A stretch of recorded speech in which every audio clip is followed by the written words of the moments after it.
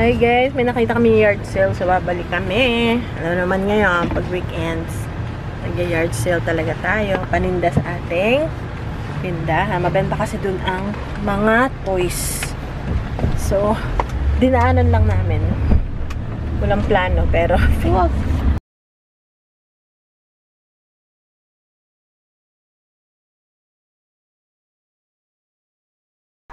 okay guys, so ganun tayo sa yard sale, kaya lang wala na pala kaming pera na cash. So, $3 lang. So, ito yung nakuha natin.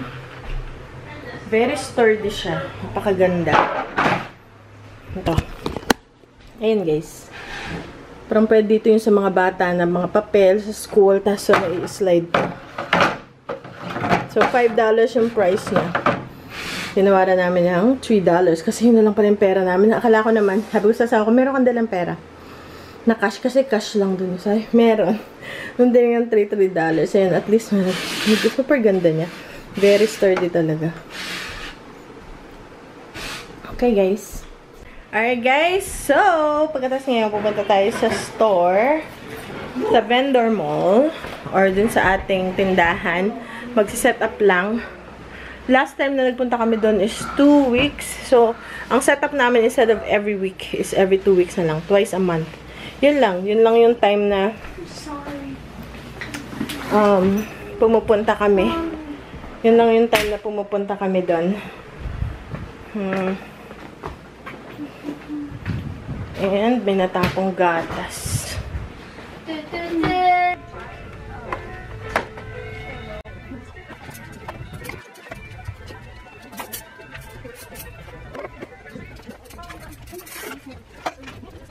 Okay guys, so low-bat na ako. Okay guys, so nandito kami sa Walmart. Daming clearance. Kasi nga diba patapos ng summer, September na ngayon. Magtingin tayo ng ating ma-events. Ma-eventan. May music kanina eh. Tingin tayo ng mga toys. Para yung mga toys yung mabibenta. Ang mahal naman ito.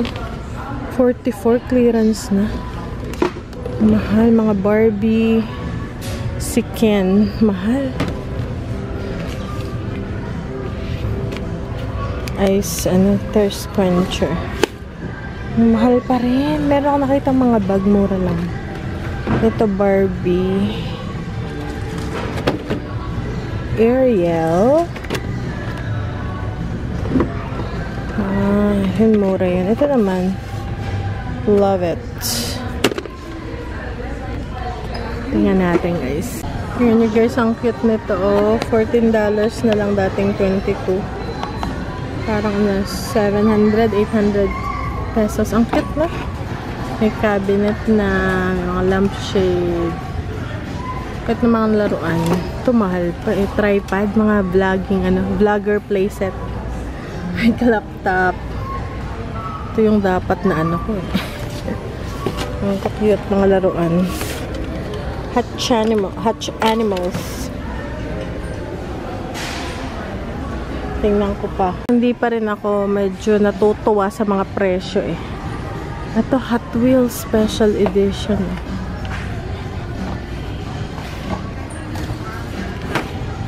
$8 Chuck E. Cheese. Ang cute guys. So, maganda siya. Meron pa dito. Ay, isa pala. Ito maganda tong isa. Maganda to. Basket. May kasama ng $11 na lang. Cute. Ba, may diaper. Magkano na lang. Mahal pala ng diaper ngayon, no? $29.82. Naka-sale na yan. $10 off. Dust buster. Ito kayang mga damit. Walang price. Walang price sa mga damit. Magtingin tayo ng iba pang mga damit. May music. Kaya lahat to clearance siya, magkabila. May music eh. Kaya tinatamad talaga akong mag-ano dito guys sa Walmart. Minsan. May music.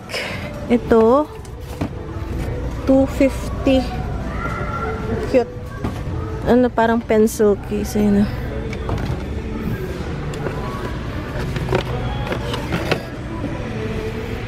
Hanap tayo. Okay guys, tingin pa tayo ng mas deal. Tingnan natin. Dito naman tayo sa mga damit. Marami ngayon kasi ano na, September na guys, di ba? Tingin tayo. Yan, dito tayo sa mga damitan. Parang wala akong nakikita, basta may dilaw na tag. Clearance yun. Yan. Clearance. Ito clearance, pero wala na masyado.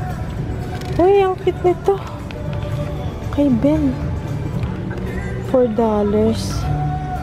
Wala masyado. Dito yung sa amin eh. Ito chinelas na bear. Ito guys, clearance $5 dito. Ito rin $5 dito. Pero nakalagay $3. Madden. Oh! $3 ng dating $14.50. Ayun.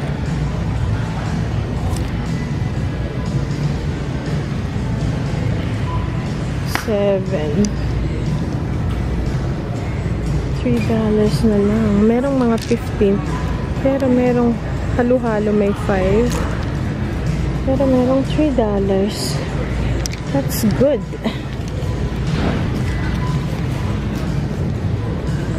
May iba 13. Ito puro $3. May iba $3 na lang. Ang ano, makapal yung fog. Hindi ko alam bakit. Pagka ganyan, medyo delikadong magmaneho. Siguro yung temperature mataas tapos malamig. Yan oh. Hindi mo makita yung ano. Yung sa likod ng mga puno. Ayan oh, puro parang usok. Para kami nasa bundok ngayon. Oh. Ayan guys oh. What? There's fog. Look. There's what? Like a thick fog. Ayan oh. That's it.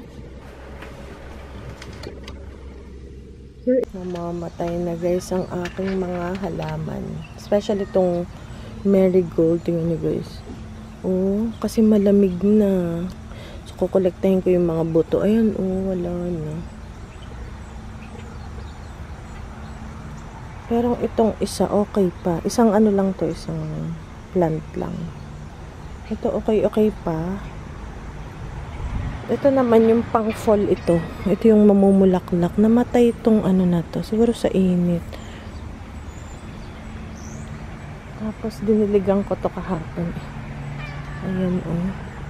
Siguro ilipat ko tong isa na to. Sumibol dito dun sa aking pot. Kasi baka okay pa. Lumaki pa. Kasi ang pangit na eh. Para bang natuyot na oh. Hindi na yan babalik. Ewan ko anong nangyari. Punutin na natin. Tapos lalagyan ko ng bago.